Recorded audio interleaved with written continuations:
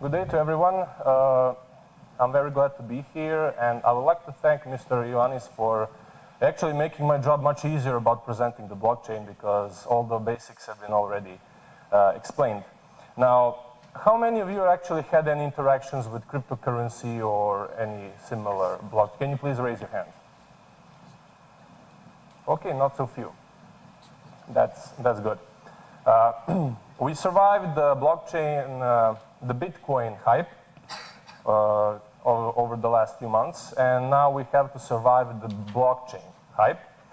And why I say hype is that everybody are talking about the blockchain, and very few people know what they're talking about.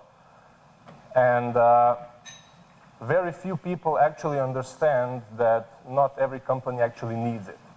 Now, when we talk about the blockchain, I will go really quickly through this because there's no point in going through the basics again.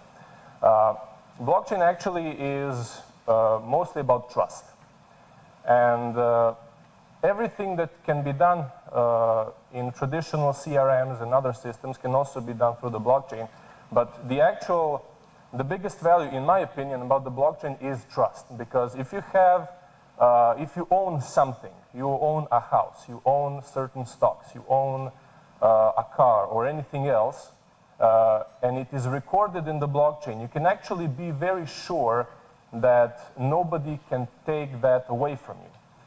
We all have seen and heard plenty of examples of corruption or data manipulation. You purchase something and then actually after 2 or 3 years you didn't purchase it because somebody has tampered with the data. And actually, a lot of people are losing also faith in financial systems, especially after 2008. And that's why all the cryptocurrency industry has started. And it actually gives us an idea how can we have trust in the systems which we should trust, but they were not completely honest with us. Now, blockchain can be benefited by both private sector and government and public services, but also our personal interactions. Because if we are, for example, using a state-wide blockchain system, for example, which is implemented properly, we do not have to bother with all the paperwork, with all the bureaucracy. We all hate the bureaucracy, let's be honest. And it can actually make our lives so much easier, primarily from all the government services down to the private sector and everyday businesses that we can actually use. So the first thing that I think will be mostly disrupted, and it is already, we can already now see the effects, is banking. Most likely the intermediary banks, because blockchain has shown us that we do not need a third party to make the transaction to validate it. And actually we can send, the Bitcoin has shown us, Ethereum and many other cryptocurrencies have shown us that we can actually send value from one place from the world to another with practically no costs. And practically that means a lot of intermediary banks will actually either fail or will have to completely change their focus of business because they're becoming obsolete. I mean, banking is a 14th century idea, and now it has to change, especially in these times. So intermediary banks are the first thing that will feel the impact, and usually the banks are now looking to digitalize. We are seeing m-banking, e-banking already taking roots. And it is actually estimated that between $8 to $12 billion annually can be saved simply by using and switching to the blockchain. Now, if we take a look at Internet of Things, and it is something that is actually increasing in popularity, having your fridge buy the groceries you need, you don't need to go to the shop, you don't need to do any of those stuff. Actually, Internet of Things can be actually very much improved, not much in the functionality, but actually in the safety of that entire concept, because Internet of Things sounds nice, you are relieved of having all those household chores, but from the security aspect it is very vulnerable because your fridge can actually turn your credit balance into a very big negative if you're not careful enough. That's something that most people will not consider at first, the same thing that credit card owners were hacked in the early 2000s. But actually, blockchain can help with that tremendously because it uses cryptography, and that cryptography can actually be used to enhance security much more effectively than any traditional systems.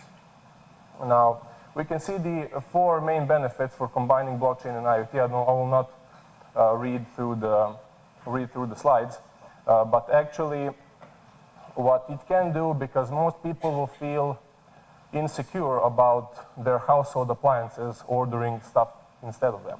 So it can actually help IoT to implement in the field with increased trust. Now, the court system is something that some countries have a better court system, some countries do not. But actually, the court system can be actually very much improved because most of it can be automated to a certain degree. And everybody will have, let's say, much more transparent way of having the court system operating, and also the much faster system, because usually most of the things that are done in court can be done through the blockchain system and the smart contracts that go along with it. Now, healthcare is also something that most countries have problematic, especially with the rise of the private healthcare system.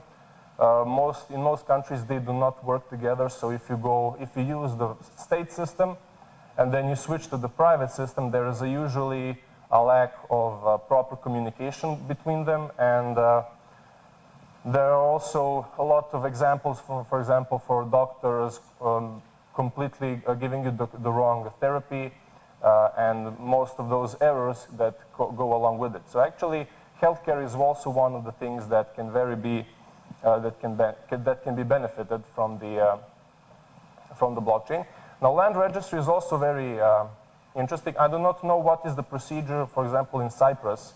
If you want to buy a house, if you want to buy an apartment, what kind of procedure do you need to go through? Or if you need paperwork to build an entire new structure. In Serbia and all former Yugoslavian countries, it's a nightmare that lasts averagely 5 to 10 years, believe it or not.